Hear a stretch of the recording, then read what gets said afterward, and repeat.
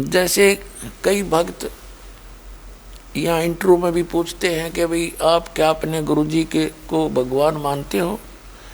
तो पुण्यात्माओं, दास को अपनी सतिथि का पता है। दास एक जीव है,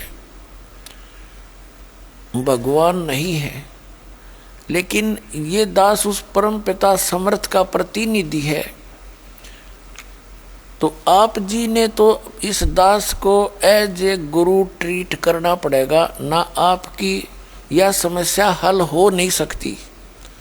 जैसे एक मैथमेटिक्स के अंदर एक ऋण का प्रश्न आता है जो ब्याज का, उसके अंदर मूलधन ज्ञात करना होता है। मूलधन तो उसके लिए पहले सपोज करना पड़ता है, मान ले मूलधन 100 रुपये। वो 100 रुपये मूलधन नहीं होता, होता तो रुपये ही है, थोड़ी राशि होती है, लेकिन वास्तव मूलधन तो करोड़ों में अरबों में होता है। तो वो अरबों और करोड़ों वाला मूलधन आपको प्राप्त नहीं हो सकता जब तक आप 100 रुपये मूलधन नहीं मान कर चलोगे। तो 100 रुपये मूलधन मानना पड़ेगा। मान लीजिए मूलधन 100 रुपये, फिर उससे वो दर निकल आती है, उसके बाद फिर उनको मल्टीप्लाई करके फिर वो मूलधन प्राप्त किया जाता है। तो इसी प्रकार इस दास को यानी गुरु जी को आपने एज ए गॉड ट्रीट करना पड़ेगा, जिससे आपकी रिहर्सल बनेगी, आपका अभ्यास बनेगा। जैसे बच्चे मिलिट्री में भर्ती होते हैं, सेलेक्ट होते हैं, तो उनको युद्ध से पहले युद्ध करने की सारी ट्रेनिंग दी जाती है। ऐसे भी चलाया जाता है, ऊंचे ऊंचे से कुछ जंप कराया जाता है, खूब उछाल कूद कराई जाती है, रस्सों पर चढ़ाया जाता है, ऊंचे से जल में छलांग लगवाई जाती है, और युद्ध की रिहर्सल कराई जाती है। सामने किसी दीवार या मिट्टी के कट्टे रख के, मिट्टी भर के बारदानों में, और उनसे फायरिंग करवाई जाती है, ताकि वो उस समय अपने वो पहले किया हुआ अभ्यास उनका काम आवे। और पहले ना कर रखा हो, बकवाद कर रखी हो, और युद्ध में जाकर खड़ा हो जाए, वहाँ क्या करेगा वो? 2 मिनट में फेल होगा ना सारे काम का। तो इसी प्रकार यहाँ आप जी ने इस दास को एज ए गुरु ट्रीट करके अपनी रिहर्सल करनी पड़ेगी। क्योंकि जब आप यहाँ से जाओगे शरीर छोड़ के, तो इस दास के रूप में परमात्मा मिल लेंगे, और वहाँ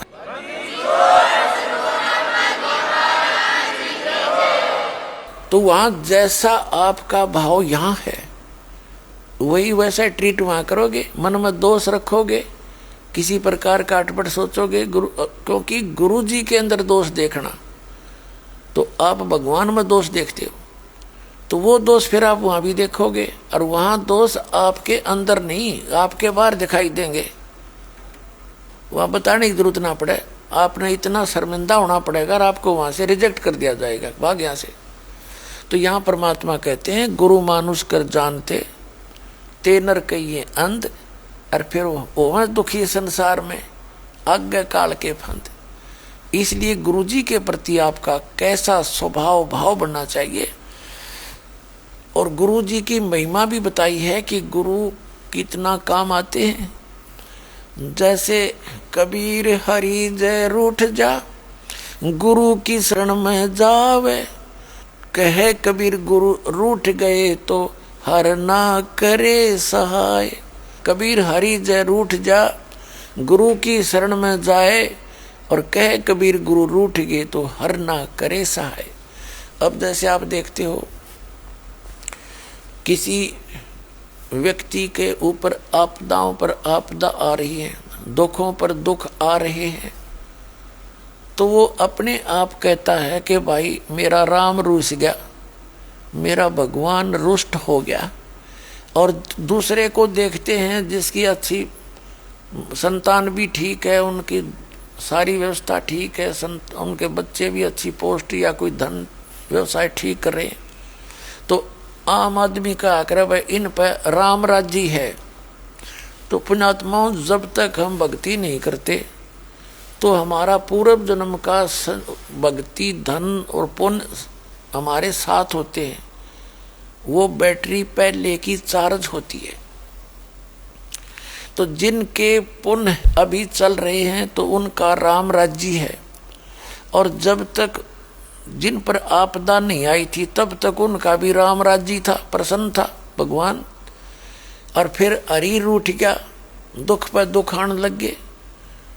तो जैसे खेत में या मजदूरी में या कहीं दुकान पर आपने कोई पानी का जल का घड़ा भर कर रखा है, जब तक उसमें जल विद्यमान है तो नो प्रॉब्लम, और जब जल समाप्त हो गया तो वही प्रॉब्लम। यानी वो जल खत्म हो गया तो वो जल मिला कहाँ पर? Hand pump. हैंड पंप पर जाइए और हैंड पंप से उसकी सेवा कीजिए और फिर भर लाइए। तो यहाँ समझो, कहते हैं गुरु गोविंद दोनों खड़े, गुरु गोविंद दोनों खड़े और काके लागू पाए, बलिहारी गुरु आपना जिन गोविंद दियो मिलाए। तो ये जो दोहे हम पढ़ा करते थे भगवान के पहले भी, पर पहले इनका सिर पैर समझ में नहीं आवा था। परमात्मा ने कहना क्या चाहा है और किस उद्देश्य से ये ज्ञान दिया था, ये अब समझ में आवा है। क्या बताते हैं कि गुरु गोविंद दोनों खड़े, एक तरफ गुरु जी खड़े हैं, एक तरफ भगवान खड़े हैं। तो कहते हैं किसके लागू पाए, यानी किसको स्वीकार करूं। आप पे उत्तर दे रहे हैं भगवान परमात्मा कबीर जी के बलिहारी गुरु आपना जिन गोविंद दियो मिलाए।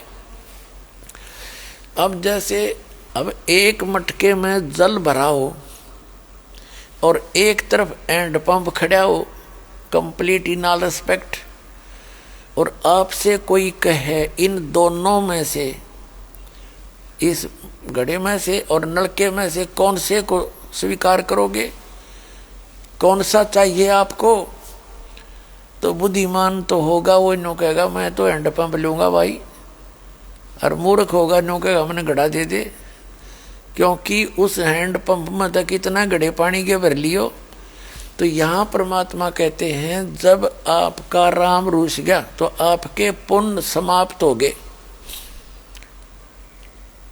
तो फिर आप जाइए हैंड पंप रूपी गुरु के पास और फिर उसकी करिए सेवा, जो उसका प्रोसेस है पानी निकालने का, और फिर मटका भर लिए, फिर राम राज्य हो गया। तो यहाँ पूर्ण गुरु के पास आने से, गुरु जी के पास वो परमेश्वरीय शक्ति होती है, परमात्मा की पावर होती है, और पावर को ही हम भगवान मानते हैं। वैसे तो भगवान हमारे चारों पर तरफ बैठा रहे, जब हमने सुख देगा जब हम मानेंगे सचमुच की तो भगवान ने पड़ा है। तो कहने का भाव ये है कि गुरु गोविंद दोनों खड़े और किसके लागू पाए, बलिहारी गुरु अपना जिन गोविंद दियो मिलाए। तो कबीर हरि जय रूठ जा, तो गुरु की शरण में जावे, और कह कबीर गुरु रूठ गए तो हर ना होत साए। यदि आप जी ने एंड पंप खराब कर दिया तो फिर जल कब तक साथ देगा आपका जो घड़ा भर रखा है? घंटे 2 घंटे घना, ज़्यादा से ज़्यादा 1 दिन तक काम दे देगा। इसलिए कहते हैं कि गुरु जी को परमात्मा कहते हैं इन बातों क्या पाइए कर सतगुरु नजर निहाल। तो गुरु जी को आप एज ए गॉड ट्रीट करने से आपके जो आपका राम रूस गया था वो फिर से प्रसन्न हो जाएगा, आपको पुण्य से वह भक्ति प्राप्त होगी, आपका कल्याण होगा। तो गुरु बिन माला फेरते, गुरु बिन देते दान, गुरु बिन दोनों निष्फल हैं, चाहे पूछो वेद पुराण। राम कृष्ण से कौन बड़ो, उन्हों भी गुरु कीन, 3 लोक के वो धनी, गुरु आग आदीन। अब गुरु जी के प्रति